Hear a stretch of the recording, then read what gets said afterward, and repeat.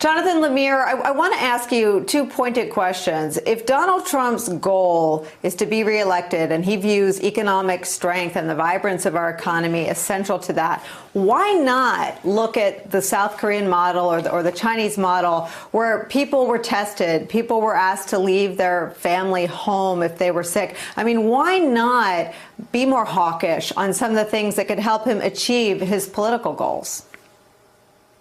It's a terrific question. He's obviously changed his stance now a few times. For weeks, he was not taking this nearly seriously enough. And then we had a switch there a week or so ago where he billed himself a wartime president, suggested this might be with us till July or August. That was when they announced the 15-day guidelines for social distancing and for closing of businesses and so on. And it suggested at the time that would be there'd be other measures likely to follow.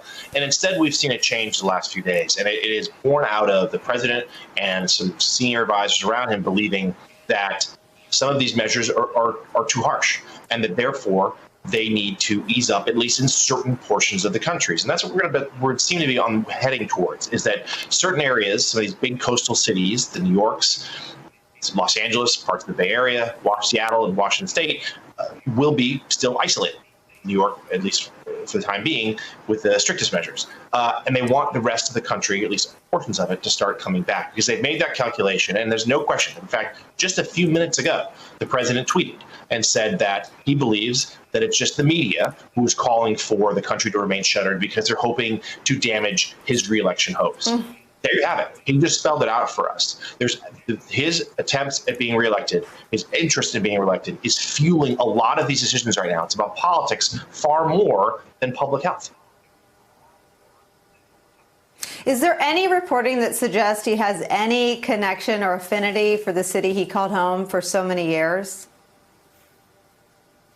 He has had a very up and down relationship with the major politicians and elected officials here. Since leaving, taking a step back, since leaving New York to become president, moving into the White House, he's only been back maybe a dozen times or so. This was someone who has spent his whole life in New York, was considered a major homebody. During the campaign, would fly back nearly every night because he loved being in Manhattan so much. He has now turned his back on New York. And let's remember, he is now officially a resident of Florida. He changed that earlier this year, which also was in part due to helping his electoral chances, but also because of the mass protests that he faces every time here and his deep unpopularity in his home state. Your introduction nailed it correctly. His relationship with Governor Cuomo has been very hot and cold during this crisis. It has caught the president's attention, how successful, how much credit Cuomo is getting for his daily briefings. In fact, there have been a number of days where the White House task force briefing has delayed its start until Cuomo finishes up. Cuomo, according to our reporting, has figured out, as many do, that flattery is the best way to get to this president. In fact, when he was deeply frustrated with Trump a week or so ago, did a round of interviews praising him before Trump had even really done anything, hoping that Trump would see the interview and then authorize more assistance. And that's exactly what happened. Mara Gay, you wrote something remarkable before I came on the air. I want to read some of it and ask you to talk to me about the rest of it. You write, what is it like here in New York, now home to more than 7% of the world's coronavirus cases? Eerie, anxious. The schools are closed, so are most stores. Subway ridership is down nearly 90%.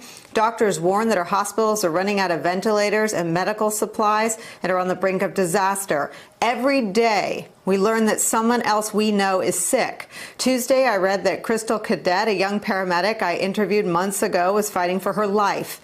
Wednesday, I found out that an older friend who's like a second father to me has been sick for days. Every day, we worry. We wonder if our neighbors can pay the rent. We go stir crazy. We pray. We wait for help from a federal government we fear may never come. Talk about your walk and your walks across the bridge and your trips to the 9/11 memorial. Thanks, Nicole. Yeah, I've been doing a lot of walking. There's not too much else to do here in New York. One of the things about what we're going through here in New York City is that many of us live in small apartments. So it's not quite as easy to kind of shelter in place, so to speak. But I've been walking miles. I think Sunday I walked 14 miles and going on a lot of runs. And the only thing keeping me sane, I see a lot of people out, but for the most part, folks are being very responsible giving each other wide berth.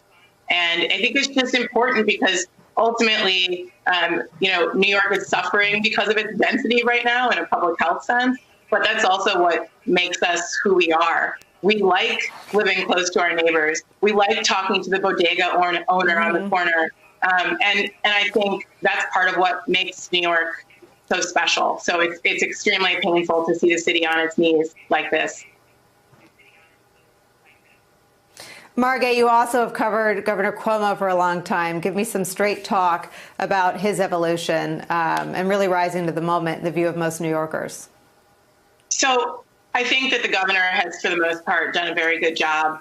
I think this is not so different. We're seeing right now what the country is seeing is the Governor Cuomo that a lot of New Yorkers already know.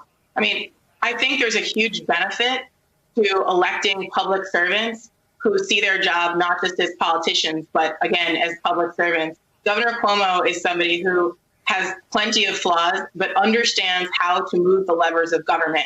He knows how to set up hospitals. He knows how to talk to the president and get what he needs. He knows this president really well. So they've had a relationship up and down, as Don mentioned, for sure, but for years. But, Cuomo is somebody who has spent his life in public service.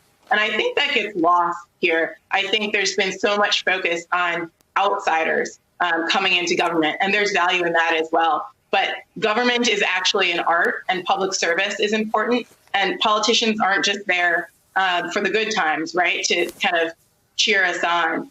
This is a executive who is sending folks all over the world looking for ventilators for his citizens.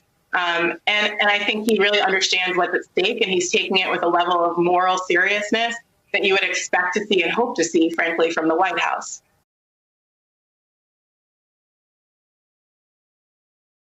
Hey there, I'm Chris Hayes from MSNBC. Thanks for watching MSNBC on YouTube. If you want to keep up to date with the videos we're putting out, you can click subscribe just below me or click over on this list to see lots of other great videos.